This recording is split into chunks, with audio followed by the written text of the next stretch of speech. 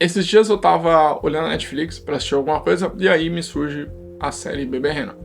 Eu leio a sinopse que fala sobre um comediante que tá com dificuldades, que ele demonstra um ato de bondade com uma mulher que entra no bar que ele trabalha, e aí, depois de demonstrar esse ato pra essa mulher vulnerável, desencadeia uma obsessão. E essa obsessão pode acabar com a vida dos dois.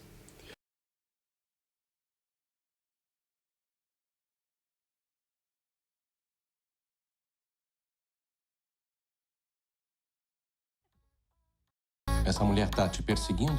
Acho que uns 6 meses, talvez. E por que você demorou tanto pra denunciar? Ela precisa de ajuda. Ela vai no meu trabalho, vai na minha casa, ela fica me mandando e-mails, tipo, o tempo todo. Eles têm algum tipo de ameaça? Lembrando que esse vídeo aqui eu não quero fazer nenhum tipo de análise nem crítica sobre a série em si, mas eu quero falar sobre os temas que a série aborda. Então lembrando que isso daqui é a minha interpretação e lembrando que isso daqui é a minha opinião sobre a série. Você pode ter outra interpretação sobre a série. E tá de boa. Apesar da premissa da série parecer uma coisa simples, nada demais, e parecer que vai ser um negócio de stalker e de uma pessoa, de um perseguidor e uma vítima, ela é bem mais que isso. É uma minissérie, os episódios são bem curtos, mas ela é bem pesada. E ela traz alguns temas bem delicados, que não são tão fáceis de se digerir. E é sobre alguns temas que eu quero estar falando sobre.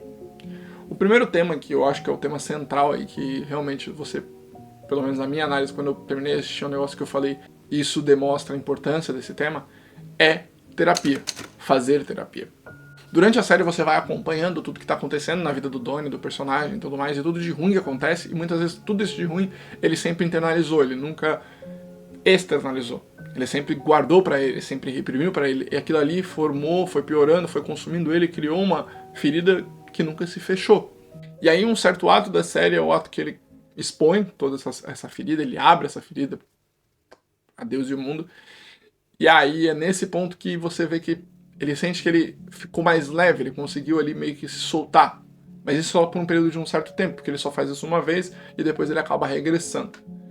A ideia é que a terapia é basicamente isso. A gente pode às vezes, terapia é besteira, não preciso de terapia. Às vezes você faz 1 mês, 3 meses, enfim, você faz um período de tempo, depois você fala, eu não preciso mais de terapia.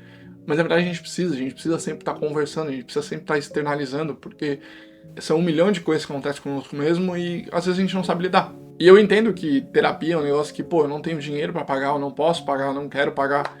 Eu super entendo isso. É a escolha de cada um, todo mundo tem essa liberdade de não decidir não fazer, mas é por isso que eu venho trazer aqui meio que uma solução próxima ao que seria uma terapia, que é a ideia de externalizar. Logicamente, essa solução ela jamais vai substituir uma consulta com um profissional. Jamais.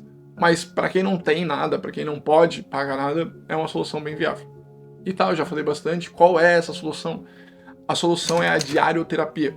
Tem até estudos embasando o benefício da diarioterapia, mas de forma bem simples é você pegar um caderno e foco no caderno mesmo, de escrever, porque o fato de você escrever à mão tem muito mais poder do que simplesmente digitar no celular. Mas novamente, se você não conseguir digitar, você não tem tempo, você quer digitar, digita no celular, passa pro caderno depois, enfim. A dinâmica fica com você. Mas a ideia é que você vai externalizar aquilo que te incomoda. Então aconteceu alguma situação, ou uma situação está te incomodando, quanto mais específico, melhor.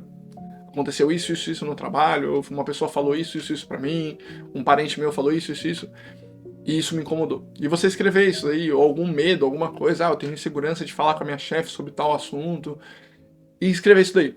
É um espaço onde você se permite se abrir, né? E esse diário só você vai ler, ninguém vai mais ler. E fazer isso de uma certa forma constante na sua vida. Isso pode ajudar, isso tem um poder terapêutico, assim por dizer. Beleza? Mas lembrando, isso nunca vai substituir uma terapia com um profissional. E o segundo ponto que acaba engatando nessa questão da terapia, que mostra na série, é a questão da baixa autoestima atrelada com a aprovação externa e a busca de autoafirmação. Novamente, durante a série você começa a acompanhar o Donnie, você vê o grande problema que ele tem com a autoimagem, o grande problema que ele tem com a autoestima dele não se sentir uma pessoa que merece algo, uma pessoa que merece ganhar em algum aspecto da vida. E aí, em busca dessa autoafirmação, desse reconhecimento, o personagem do Danny, ele se torna vulnerável, sabe? Porque, tanto que ele deixa uma pessoa entrar na vida dele que vai fazer mais mal do que bem, mas mesmo assim ele recebe alguma recompensa. Porque é muito comum que o homem comum, e tô falando do homem comum como o Danny, são pessoas que não são pontos fora da curva.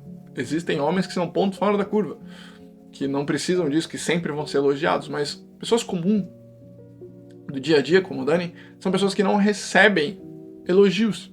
São pessoas que não estão acostumadas a receber elogios, são pessoas que não entendem o valor delas, são pessoas que não entendem que elas são dignas sim de carinho, elas são dignas sim de elogios, e que vai ter alguém que vai enxergar elas dessa forma. Mas são pessoas que não estão acostumadas. E esse ponto mal trabalhado leva a essa questão de se sujeitar a migalhas, de aceitar qualquer coisa porque, além do mais, ele não tem nada. Porque, além do mais, ele se sente um lixo. E aí, com esse problema demonstrado que é o que ele sofre, que é a questão da baixa autoestima, eu acho que aqui eu falo com uma pessoa que já sofreu com isso e ainda sofre, como todo mundo sofre com um pouco de baixa autoestima. Às vezes você sente que você não é o suficiente. Mas uma coisa que me ajudou muito e que pode te ajudar é criar uma rotina onde você se valoriza. Como assim uma rotina onde você se valoriza? Fazer coisas básicas como ler mais, estudar mais, cuidar de você mesmo, praticar atividade física, parar de consumir conteúdo adulto, praticar espiritualidade, sabe? Valorizar a sua própria companhia. Como assim valorizar a própria companhia? Sair sozinho, fazer programa sozinho, entender que você tem valor, se valorizar. É a ideia de você entender que é você contra você. É não se comparar com os demais, não é não se ficar. Eu acho que hoje é muito comum a gente medir o sucesso pelos outros. Na verdade não deveria ser assim. Porque o que você vê dos outros, e muitas vezes 90% das vezes a gente vê por meio de redes sociais, muitas vezes é mentira. A gente sabe disso, mas a gente insiste naquilo ali. E esses são os desafios diários que a gente vai ter que enfrentar, quer a gente queira, quer a gente não queira. Mas como Marcos Aurelius diz, o verdadeiro caráter de um homem é revelado pela maneira como ele enfrenta os desafios.